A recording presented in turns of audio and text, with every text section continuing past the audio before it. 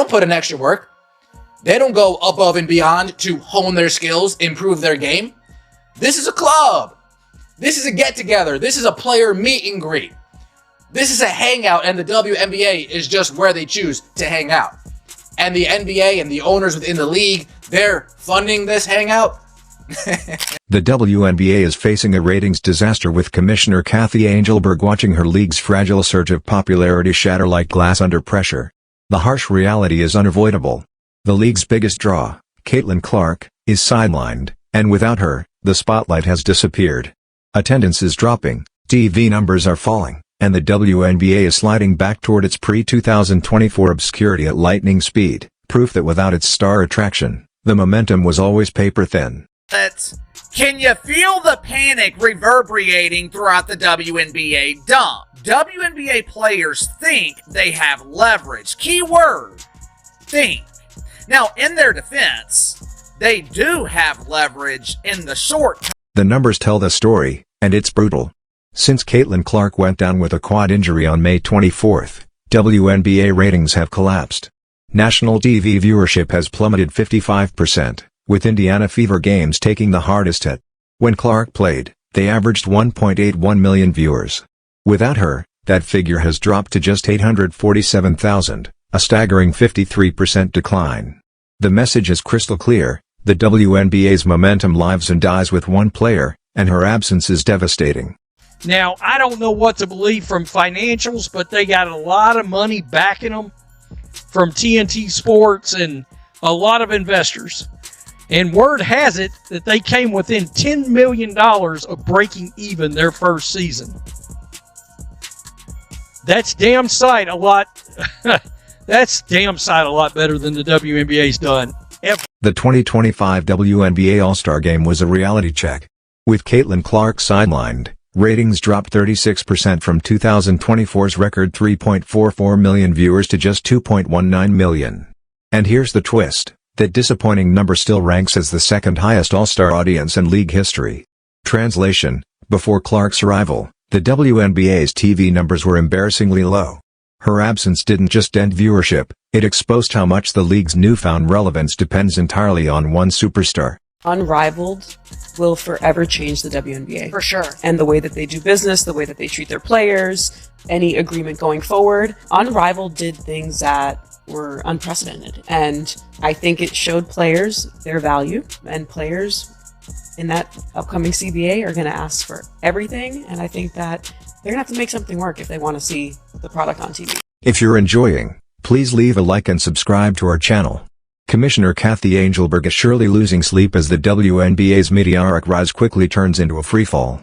The leader who once inherited a skeleton staff of 12 and steered the league through a pandemic crisis now faces an even more daunting reality, a league utterly reliant on one superstar. With Caitlin Clark sidelined, the fragile foundation of the WNBA's success has been laid bare for everyone to see. Essentially stalled for a new collective bargaining agreement in the WNBA. For the first time ever, WNBA players think they have leverage. Keyword, think. Now, in their defense, they do have leverage in the short term. The problem is, if this short-term leverage is used and the 2026 WNBA season is canceled, it could have devastating long-term impacts on pretend basketball. Angelberg is facing growing criticism from every direction. Stars like Caitlin Clark and Kelsey Plum have openly called out the league's officiating inconsistencies. While attendance and viewership keep collapsing without the WNBA's biggest attraction on the floor, she's been forced to go public, admitting that officiating consistency is a priority and an area that needs improvement. But let's be real, better whistles won't fix the core issue. Without Caitlin Clark, the WNBA struggles to matter, and fans are tuning out in droves. I'm wondering, will the WNBA get within 10 million this season? I kind of doubt it, considering Caitlin Clark's missed, 13, 14 games or something like that? We saw ticket prices plummeted. We know the ratings have gone down in games that she's not involved with, which has drove the ratings down across the league. So I don't know. Perhaps the most baffling piece of this saga unfolded during collective bargaining talks. Reports indicate WNBA players rejected a proposal that would have skyrocketed their minimum salaries from $6,600 to $25,000 and raised maximum salaries from $250,000 to $1 million. Phoenix Mercury forward Sato Sabally labeled the offer a slap in the face. Think about that. Players in a league bleeding $50 million annually, one that has never turned a profit in nearly 3 decades, turned down a chance to quadruple their paychecks. They dismissed an offer that could have made many of them millionaires while competing in a league kept alive only through NBA subsidies, reportedly around $15 million a year. It's a decision that highlights just how wildly detached the players' demands are from the league's financial reality. In the All-Star game, wearing "Pay us what you owe us" t-shirts, WNBA players whose salaries are subsidized by the NBA wear t-shirts declaring "Pay us what you owe us."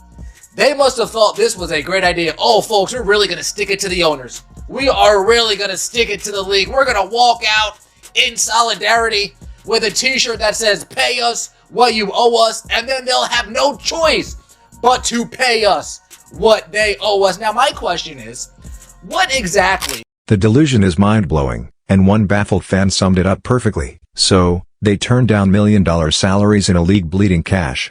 These players genuinely believe they deserve NBA-level pay while competing in a league that drew just 160,000 viewers for a Mercury game without Caitlin Clark.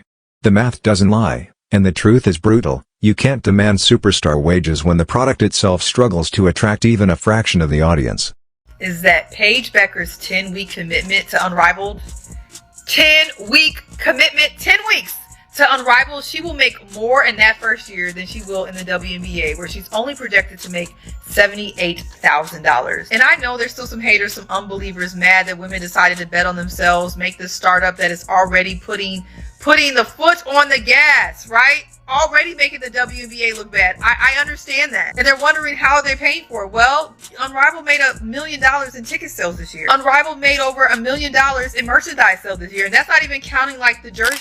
Alex Brazel, the co-founder of the 3-on-3 Women's Basketball League, composed of exclusively WNBA players, told Front Office Sports that the league has signed nearly 90% of its player pool for the 2026 season. Quote, "We have a few spots left open to fill, and then we're pretty much ready to go." I've been telling y'all this. The league doesn't like Unrivaled. I'm tired of going back and forth with people that's no business would want you to work for them and then basically replicate their business and try to make it better and all that type of stuff. No business does that. So it baffles my mind how a lot of y'all sit back and think, oh, the WNBA loves Unrivaled. No, they don't. It continues to show that this league is where people want to be because they treat them right. They're providing the resources for them. They're promoting them the way they should be promoted. And that's what women's basketball players deserve. That's what women deserve. A lot of you may be wondering, well, why can Unrivaled do it and why can't the WNBA do it? The WNBA can do it, but you need to understand can and will and choose to are all Unrivaled is making moves. Unrivaled is making moves, and they making them in a major way, y'all. They are making moves in a major way. Unrivaled announced the signings of that. Look, they're going and getting the young, popping, upcoming talent. WNBA, y'all better figure something out. Y'all better figure something out. Unrivaled is making moves. We already see the players talking about they are willing to strike. They want what they want. Pay us what you owe. Pay us what you owe. Now, the WNBA has allowed players to play in off-season leagues for however long because they know that they are not paying them high enough salaries. Now, the goal of all the WNBA players, including Nafisa and Stewie, which is why they started Unrivaled, is to be able to pay the players more, give them livable wages, make it so they didn't have to go overseas, and I commend them for that. I think it's fantastic what they did with them. WNBA is still under this major umbrella of the NBA, and a lot of that affects the way they do things. As long as the WNBA is in this 360 deal with the NBA, you're not going to see them promoting their players, paying their players, all the things that Unrivaled is able to do because they don't have that middle.